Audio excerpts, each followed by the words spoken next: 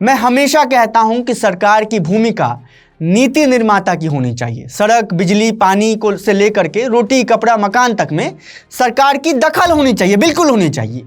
मगर जब सरकार ये तय करने पर आमादा हो जाए कि आप क्या खाएंगे, क्या पहनेंगे, क्या देखेंगे, तो यह सब कुछ बहुत खतरनाक हो जाता है।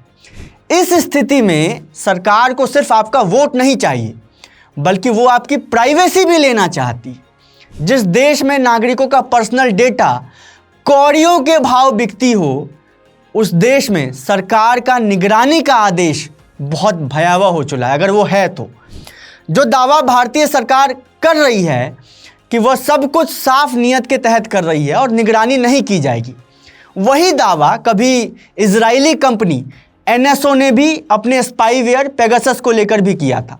एनएसओ का कहना था कि पेगासस सरकारी और जांच एजेंसियों के लिए बनाया गया है ताकि वो इसका इस्तेमाल अपराध और आतंकवाद के रोकथाम के लिए कर सके।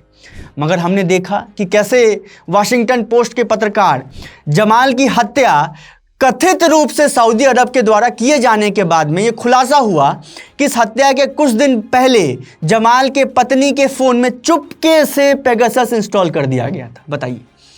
इसके अलावा अमेज़न के मुखिया जेफ बेजोस के फ़ोन हैक करने में भी पेगासस का नाम सामने आता है। लेकिन सबसे बड़ा हंगामा तब मच गया जब 300 से ज़्यादा भारतीयों की लिस्ट सामने आती है, जिसमें देश के कई बड़े नेता और पत्रकारों का भी नाम था।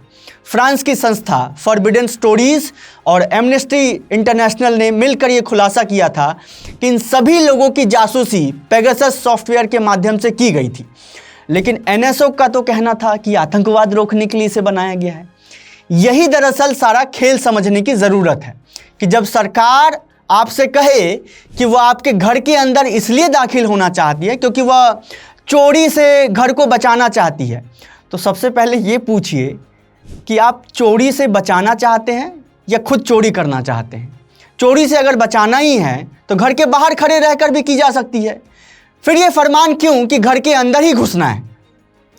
हालांकि एप्पल, सैमसंग और शाओमी ने रॉयटर्स की टिप्पणी के अनुरोध का जवाब नहीं दिया है।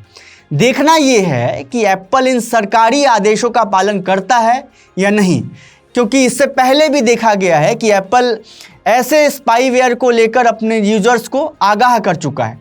अगर सरकार हर मोबाइल फ़ोन बनाने वाली कंपनी को अपना सरकारी ऐप इंस्टॉल करने का दबाव बनाती है तो इसके भयावह परिणाम देखने को हमें मिल सकते हैं और हमने पूर्व में देखा भी है।